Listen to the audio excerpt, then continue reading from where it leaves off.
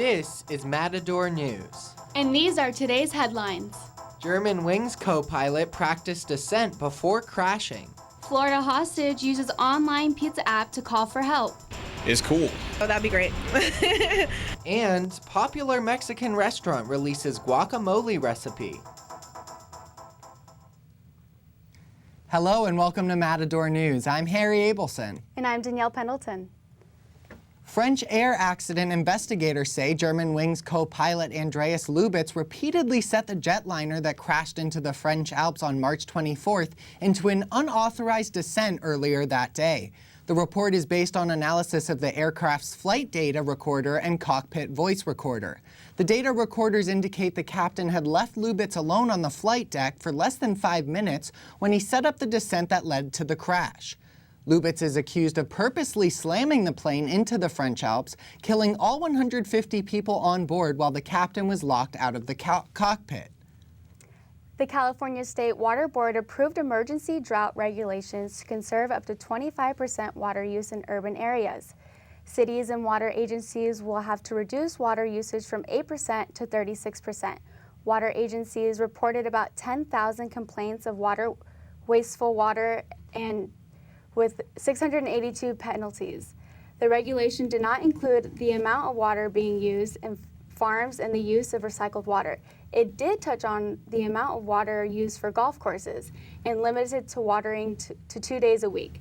The Water Board will issue fines up to $10,000 against the cities that do not reach their targets. This is the first time California has ever placed a mandatory reduction in water use, and the new regulations will start June 1st. Secretary of State John Kerry is now in Djibouti and heading to Saudi Arabia later today for talks about the situation in Yemen. He visited the African nation of Somalia yesterday, saying he hoped to help the country along its path towards greater stability and democracy. Your country is turning around, but along with many other international partners, the United States is prepared to do whatever we can to help Somalia get the security, the prosperity, and the peace that you deserve.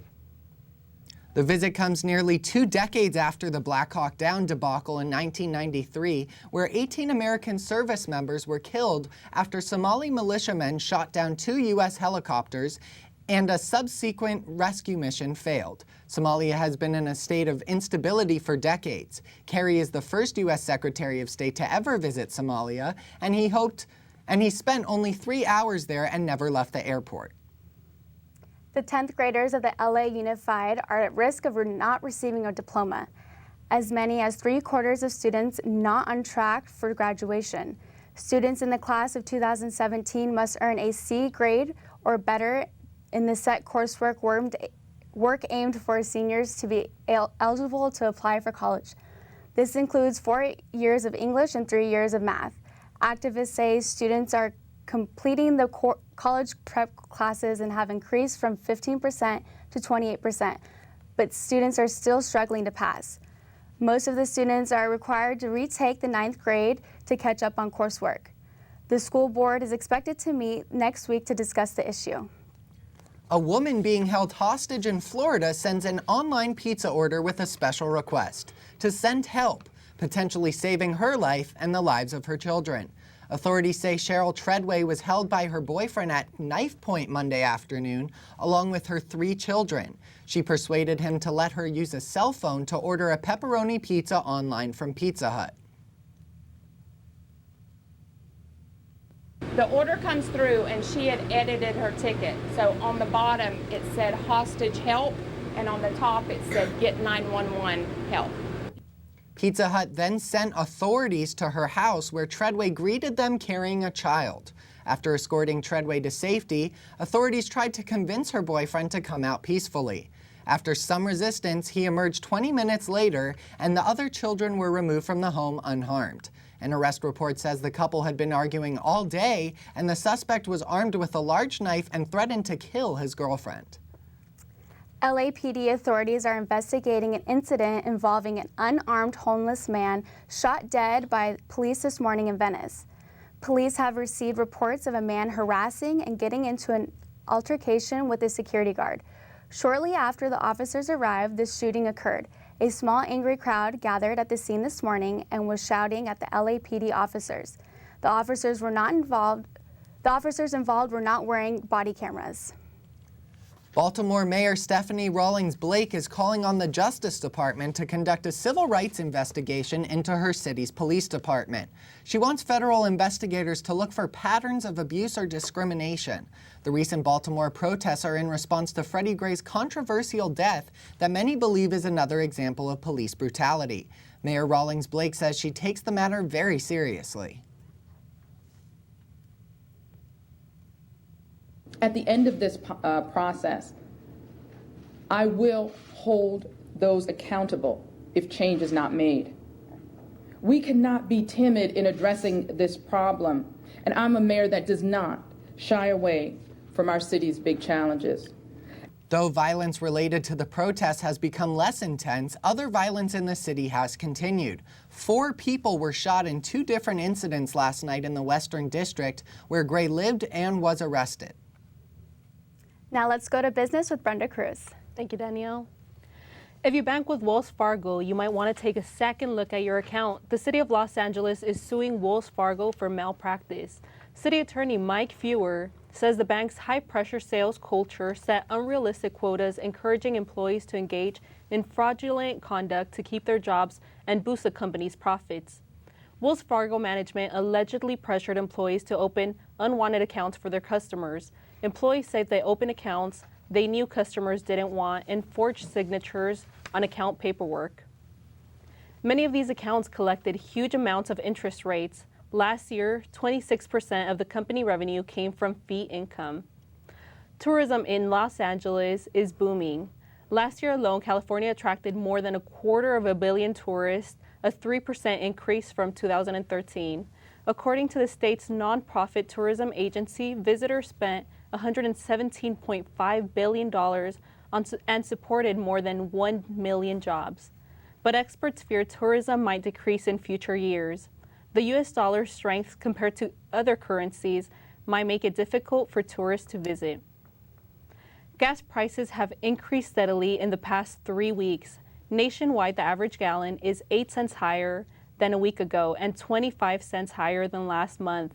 Californians are especially upset with the recent increase since they already pay the highest gas prices in the country.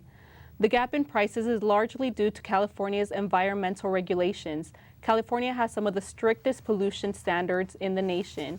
Californians also pay around 72 cents per gallon of local, state, and federal taxes.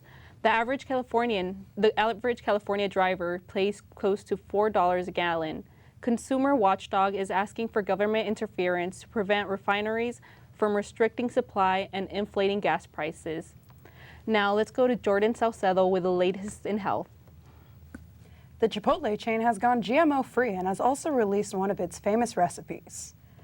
Ingredients like tortillas, rice, chips, and marinades used to cook meats will no longer be genetically modified. All Chipotle stores have switched from using cooking oil to GMO-free sunflower oil. Chipotle has also released its guacamole recipe, and customers say they're excited about it. I think it's awesome. I get to probably make it at home, so that'd be great. I think that Chipotle finally releasing their guacamole recipe is cool. Chipotle officials say they want their foods to be of high quality and want their ingredients to be accessible to everybody. Another fast food chain has also decided to join the healthy eating bandwagon. Panera Bread has decided to remove additives and preservatives from its food by next year. The move will affect 150 ingredients containing artificial additives. Panera officials say the company wants its customers to have healthy alternatives. Let's go to Brenda with the latest in entertainment stories. Walking Dead actor Seth Gilliam has been arrested for drunk driving in a Georgia town. Officers pulled over the 46-year-old after catching him driving erratically. Police say he admitted to drinking 3 beers and a shot of alcohol. He is the second actor from the show to get arrested for a DUI in the same county, which is where the show is filmed. Prince will perform a Rally for Peace concert in Baltimore on Mother's Day. It is a tribute to the people of Baltimore, but will also address political and social issues throughout the country. Organizers say this event is meant to be a catalyst for a pause and reflection of the violence that has gripped Baltimore and areas throughout the U.S. Organizers also invited all attendees to wear gray as a symbol for love and for those recently lost in the violence. It will take place at Royal Farms Arena. Now let's go to Jordan with the latest in sports world. An NFL investigation has found that it is more probable than not that the New England Patriots personnel intentionally deflated their footballs in the AFC Championship game last season. The investigation also found that Tom Brady, the Super Bowl MVP, was aware of the deflated footballs. The investigation concluded the long-awaited report that Patriot personnel were involved in a deliberate effort to circumvent the rules. No penalties have been announced yet. The fight of the century may be over, but the drama surrounding Manny Pacquiao and Floyd Mayweather's face-off continues. Two people from Nevada are suing Pacquiao for failing to disclose a shoulder injury he sustained before the fight. The suit alleges that Pacquiao defrauded the ticket by television viewers and gamblers by declaring the injury on a pre-fight questionnaire. Pacquiao says the injury influenced his loss as it prevented him to use his right hand properly. If found guilty, Pacquiao could be jailed for 1 to 4 years and fined of about $5,000. The Dodgers defeated the Milwaukee Brewers by out-hitting them in a game of 8-2. Third baseman Justin Turner came up big in the 6th inning with runners on first and second, sending a 3-run homer into center field.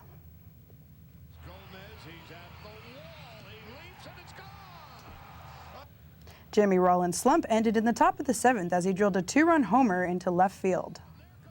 But it didn't end there. Adrian Gonzalez also contributed to the 9 total hits of the game by driving a low outside pitch over center field, bringing in 2 more runs. Starting pitcher Zach Greinke breezed through 7 innings, allowing 2 hits, an unearned run, and 7 strikeouts, giving him his 10th consecutive win, the longest of his career. The Dodgers are 17-9, placing them as number 1 in the National League Western Division. They will face the Brewers again today in Milwaukee. That's all for sports. Now let's get back to Danielle with the weather. Thanks. Temperatures are going down this week with a 20% chance of rain for tomorrow. Today's forecast is cooler than yesterday's with partly cloudy temperatures in the 60s. There will be a 60% chance of showers with thunderstorms starting tomorrow through Friday with a chance of hail. This weekend's forecast will continue to be partly cloudy for Saturday and temperatures going up to the 70s for Sunday. For all you surfers out there are bumpy conditions with stomach-high set of waves. Winds will shift west 5 to 10 miles per hour near the coast. Don't forget to bring your wetsuits. Thank you for watching. I'm Jordan Saucedo. I'm Brenda Cruz. I'm Harry Abelson. And I'm Danielle Pendleton. For all of us here at Matador News, have a great summer and congratulations to the class of 2015.